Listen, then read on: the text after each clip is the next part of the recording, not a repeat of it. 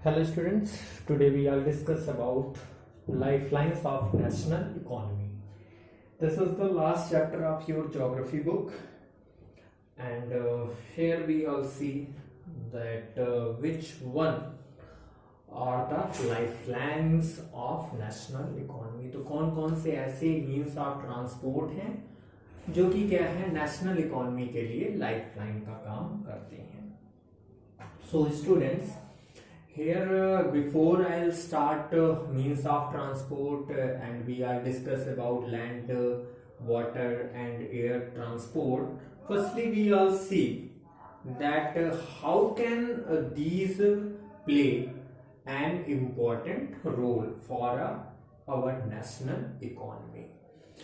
So you all know very well that we use different materials and services in our daily life. हम लोग अपनी life में बहुत सारी मटेरियल्स हैं, बहुत सारी सर्विसेज हैं जो क्या करते हैं, यूज करते हैं. Some of these are available in our immediate surroundings while other requirement are met by bringing things from other places.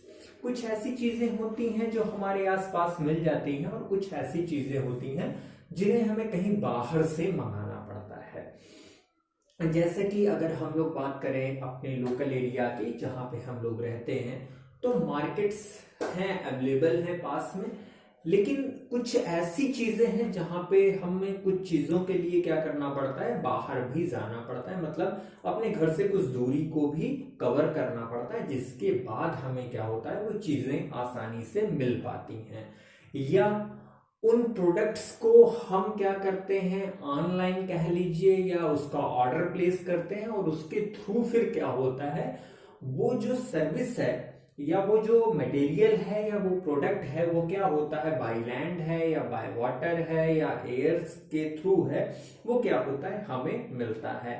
तो कहीं ना कहीं इसमें हम क्या करते हैं, सेलिंग की बात करते हैं, परचेज की बात करते हैं, और ये डायरेक्टली या इनडायरेक्टली रिलेटेड होता है इकोनॉमी से, और इससे कहीं ना कहीं इकोनॉमी अफेक्टेड होती है. और इस वजह से हम क्या करते हैं, इसे एक लाइफलाइन के रूप में देखते हैं किसी भी कंट्री के इकोनॉमी के लिए. एग्जाम्पल अगर मैं दूं आपके, जैसे मैं एक ग्रामीण क्षेत्र से बिलोंग करता हूं, मेरे आसपास क्या हो रहा है, खेती हो रही है. तो जब खेती हो रही है तो उसकी वजह से फिर क्या है, बहुत सारा प्रोडक्शन हो रहा है, एग्रीकल्चरल प्रोडक्शन, और उसके लिए हमें कहीं ना कहीं डिपेंड होना पड़ता है मंडियों के लिए. जैसे सब्जी हमने उगाई तो उसे हमें क्या करना होगा, मंडी में जाके सेल करना होगा. अब जब मंडी में जाके सेल करना है तो उसके लिए हमें क्या करना पड़ेगा, व्हीकल्स तो हमें चाहिए ही चाहिए. साथ में जो सबसे इंपॉर्टेंट चीज है वो क्या है, रोड्स होनी चाहिए. मतलब हमारे घर से या हमारे खेतों से जो मंडी है वहां तक पहुंचने के लिए एक अच्छा सा रास्ता होना चाहिए जहां पे हम आसानी से आ और जा सकें. तो इसलिए क्या है, ये एक बहुत ही इंपॉर्टेंट फैक्टर है जिसे हम मीन्स ऑफ ट्रांसपोर्ट कहते हैं. किसी भी कंट्री के लिए क्या होती है, लाइफलाइन होती है. अब एग्जांपल लेते हैं जैसे हम कोल का. जैसे मान लीजिए हमारे पास एक छोटी सी इंडस्ट्री है, छोटा सा हमारा जो है आयरन का एक छोटा सा इंडस्ट्री है, और उसमें हमें जरूरत पड़ती है कोल की, कोयले की जरूरत पड़ती है. और उस कोयले के लिए हमें कहीं ना कहीं, अब यूपी में तो जल्दी कोयला मिलेगा नहीं, अगर हमें बल्क में कोयला चाहिए, बहुत ज्यादा मात्रा में कोयला चाहिए, तो उसके लिए हम डिपेंड करेंगे झारखंड में, छत्तीसगढ़ के कुछ क्षेत्रों में. तो वहां से अगर हमें कोल मंगवाना है तो हम क्या करेंगे, 5-6 लोगों की ग्रुपिंग करेंगे जो ऐसे छोटे इंडस्ट्रीज चलाते होंगे, और उसके थ्रू हम क्या करेंगे, रेलवेज से कांटेक्ट करेंगे, और वहां से क्या करेंगे, 1 बोगी 2 बोगी जितने की भी जरूरत होगी हम क्या करेंगे, वहां से ऑर्डर प्लेस करेंगे. और जब ऑर्डर प्लेस करेंगे तो रेलवेज के थ्रू क्या है, वो कोल हमें आसानी से मिल सकता है. जो हमारा नियरेस्ट स्टेशन होगा, रेलवे स्टेशन होगा, तो वहां पे हमें आसानी से वो कोल मिल सकता है. तो इसलिए भी अगर हम लोग देखें कि इकोनॉमी के लिए जो ये मीन्स ऑफ ट्रांसपोर्ट हैं, ये क्या है, बहुत ही इंपॉर्टेंट रोल प्ले करते हैं. So goods and services do not move from supply locals to demand locals on their own. The movement of these goods and services from their supply locations to demand locations necessitates the need for transport. तो ये goods and services ऐसे ही हर जगह local areas में तो आ नहीं सकते हैं, हर जगह पे तो रेलवेज पहुंचा नहीं सकता है, और रेलवेज पहुंचाएगा तो अपने स्टेशन तक पहुंचाएगा, और फिर उसके बाद हमें कहीं ना कहीं डिपेंड करना पड़ेगा रोडवेज के ऊपर। तो इस तरह से हम लोग देखें तो ये कहीं ना कहीं डिपेंड करता है जो ये मीन्स ऑफ ट्रांसपोर्ट हैं उनके ऊपर। ओके, तो किसी भी कंट्री की इकोनॉमी के लिए जो सबसे इंपॉर्टेंट फैक्टर है that is the means of transport, and we are divided these means of transport into three parts. First is the land, second is the water, and third one is the air. Land transport further divided into three parts. First is the roadways, जो road हम use करते हैं, railways and pipelines. Pipelines के through हम देख रहे हैं कि इलाहाबाद में, प्रयागराज शहर में धीरे धीरे क्या हो रहा है, हमें गैस पाइपलाइन मिल रही है। मतलब अभी तक जो हम सिलेंडर भरवाते थे और सिलेंडर के थ्रू हमें गैस मिलती थी, अभी क्या हो रहा है, धीरे धीरे कुछ एरियाज में पाइपलाइन जो है बिछानी स्टार्ट कर दी गई है, और कुछ एरियाज में बिछ भी गई हैं, और फिर उसके बाद हमें क्या हो रहा है, धीरे धीरे जो ये पाइपलाइंस हैं इनके थ्रू हमारे घरों में कनेक्शन होगा, और इस कनेक्शन के थ्रू हमें गैस मिलनी स्टार्ट हो जाएगी। तो ये पाइपलाइन जो है वो भी कहीं ना कहीं लैंड का ही मीन्स ऑफ ट्रांसपोर्ट में आता है। Next is waterways. वाटरवेज में अगर हम लोग देख लेते हो तो इसमें क्या है, इनलैंड मतलब जो हमारे कंट्री के अंदर के ओशन का रीजन है, सीज का रीजन है, रिवर्स हैं, वो हैं। साथ ही साथ ओवरसीज में क्या है कि हम लोग ओशंस के थ्रू जो कंट्रीज के रिलेशनशिप बनाते हैं अदर कंट्रीज के साथ, इंपोर्ट एंड एक्सपोर्ट करते हैं, तो that is belongs to overseas. Next is airways. Airways are also divided into two parts. First is the domestic use के लिए, जैसे पब्लिक अंडरस्टैंड कहीं आने जाने के लिए हुआ तो पब्लिक अंडरटेकिंग जिसे कह सकते हैं। सेकंड इज द प्राइवेट एयरलाइंसेस भी यहाँ पे काम करती हैं डोमेस्टिक में। Second is the international Airways. International Airways में हम लोग क्या करते हैं कि इंटरनेशनल एयरवेज में हम लोग लोग आते जाते हैं, ये तो होता ही होता है, पब्लिक अंडरटेकिंग तो होती ही है। साथ में अभी कुछ दिन पहले अगर आप लोगों ने एक न्यूज़पेपर पढ़ा होगा तो उस न्यूज़पेपर में हमने ये देखा था कि असम के जो डिगबोई जगह है जहां से तेल का खनन होता है, तो वहां आग लगी हुई है और वो आग बुझ नहीं रही है।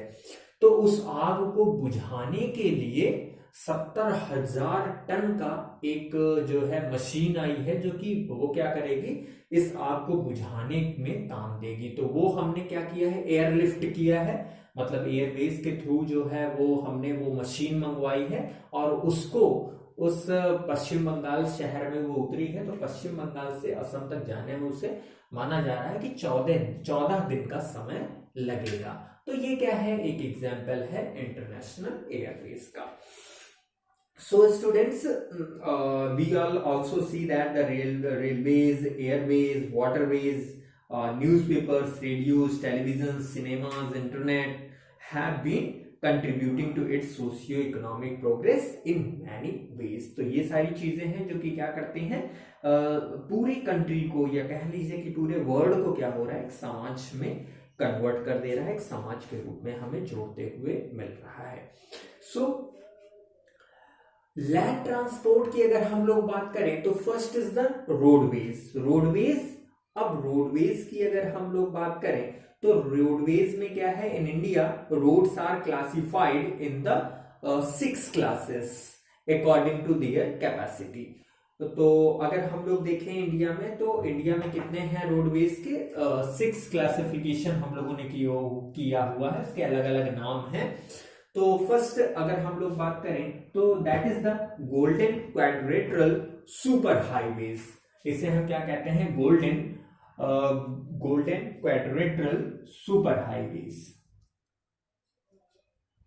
ठीक है, तो गोल्डन क्वाड्रिलेटरल सुपर हाईवेज क्या करता है, ये दिल्ली, कोलकाता, चेन्नई और मुंबई तो गोल्डन क्वाड्रिलेटरल जो ये सुपर हाईवे है, ये क्या करता है, जो महानगर हैं, 4 महानगर, दिल्ली को, कोलकाता, चेन्नई और मुंबई को क्या करता है, आपस में लिंक्ड करता है, और दिल्ली को भी। और ये क्या है, 6 लेन सुपर हाईवे है, सुपर हाईवे है, और साथ में ये कैसा है, 6 लेन है। यहां पे कितनी लेन है, 6 लेन है। Okay, so this is the golden quadrilateral super highway. Second की अगर हम लोग बात करें तो that is the national highway. Second अगर हम लोग बात करें रोडवेज में तो वो क्या है, नेशनल हाईवे है। And national highways link extreme parts of the country. ये क्या करते हैं, ज्यादातर जो पार्ट्स हैं कंट्रीज के वो क्या होते हैं, लिंक्ड होते हैं। And these are the primary road system and are led and maintained by the Central Public Works Department। तो इसकी जो देख रेख का काम करता है वो CPWD करता है, ठीक है। सेंट्रल जो CPWD है इसका फुल फॉर्म क्या है, सेंट्रल पब्लिक वर्क्स डिपार्टमेंट। तो CPWD क्या करता है, नेशनल हाईवेज की देखभाल करता है। उसके बाद अगर हम लोग बात करें, third is the state highways. State highways roads linking a state capital with different district headquarters. तो उसमें क्या है, जो भी स्टेट का जो कैपिटल है उससे हम लोग क्या करते हैं, डिफरेंट जो डिस्ट्रिक्ट्स हैं उन डिस्ट्रिक्ट्स को क्या करते हैं, लिंक्ड करते हैं। तो that is the state highway. Next अगर हम लोग बात करें तो that is the district highways. District highways या कह लीजिए डिस्ट्रिक्ट रोड भी जिसे कह सकते हैं, डिस्ट्रिक्ट रोड कहें तो वो ज्यादा बेटर होगा। So district roads, these roads connect the district headquarters with other places of the district। तो district roads क्या होती हैं, जो जिले की रोड होती हैं वो क्या करती है, जिले का जो हेडक्वार्टर होता है वहां से डिफरेंट प्लेसेस जो होते हैं डिस्ट्रिक्ट के उनको लिंक करते हैं। अब फिर उसके बाद बात करते हैं कुछ अदर रोड्स भी हैं। अदर रोड्स में हम लोग किसे ले सकते हैं, अदर रोड्स में जैसे कि जो रूरल एरियाज को आपस में लिंक करती हैं, विलेजेस को टाउन से लिंक करती हैं, तो that is the other roads. तो रोडवेज में हम लोगों ने देखा, first is the golden quadrilateral super highway, second is the national highway, third is the state highway, fourth is the district road, fifth is the other roads, and last one is the that is the 6th number, and 6th number is the border roads. तो border roads भी क्या है, एक example है किसकी, roadways की। अब border roads की बात कर लें तो बॉर्डर रोड्स कैसी रोड्स होती हैं, apart from those border roads organisation a government of India undertaking constructs and maintains road in the bordering areas of the country. तो जो भी बॉर्डर हैं, जैसे दूसरे कंट्रीज के साथ जो हमारे बॉर्डर हैं, वहां की रोड की जो भी देखभाल का काम है वो क्या करती है, भारत सरकार खुद से करती है। और वहां के मेंटेनेंस का काम, वहां बनाने का काम, ये सब कुछ भारत सरकार के अंडर में होता है। So students, so roads can also be classified on the basis of the type of material used for their construction। कुछ ऐसी भी रोड्स होती हैं जिनका हम लोग, अगर रोड्स की बात करें तो ऐसी भी हैं जिनको हम लोग, जो भी कंस्ट्रक्शन में मटेरियल्स यूज होते हैं, मटेरियल्स के बेसिस पे भी क्या करते हैं, डिवाइड करते हैं। जैसे कि मेटल रोड हो गई, अनमेटल रोड हो गई। अब मेटल रोड्स क्या है, मेड बाय सीमेंट, कंक्रीट और इवन बिटुमेन ऑफ कोल, तो उसके थ्रू बनता है। और जो अदर हैं वो क्या होती हैं, अनमेटल रोड होती हैं, और अनमेटल रोड में इन सारी चीजों का यूज नहीं किया जाता है। So students, we all see that different types of roadways. Here we all see the six examples of roadways. Then after we all see about the railways. Railways are principal mode of transportation for freight and passengers in India. Railways also make it possible to conduct multifarious activities like businesses, sightseeing, pilgrimage, along with transportation of goods over longer distance। तो railway का एक बहुत बड़ा channel है। Railways के through हम product भी क्या करते हैं, सप्लाई करते हैं, साथ ही साथ हम क्या करते हैं, वहाँ पे लोगों का भी जो है इंटरेक्शन ज़्यादा होता है, एक पूरा चैनल बना हुआ है और उस रेलवेज के थ्रू हम क्या करते हैं, ये ट्रांसपोर्टेशन का सिस्टम करते हैं। Okay students, when we all meet in next video, we all discuss about the pipeline and rest of two ways of transport, so waterways and also airways. Okay, thank you so much students. Again I remind you, very soon your exam will start, because this is the month of November, and please again I remind you all that very soon your board exam will come, so you all prepare yourself according to your board examination. If you have any problem, if you have any confusion, you personally text me, you personally WhatsApp, you personally give me the questions by YouTube, and I will solve your all queries. Okay, thank you so much students.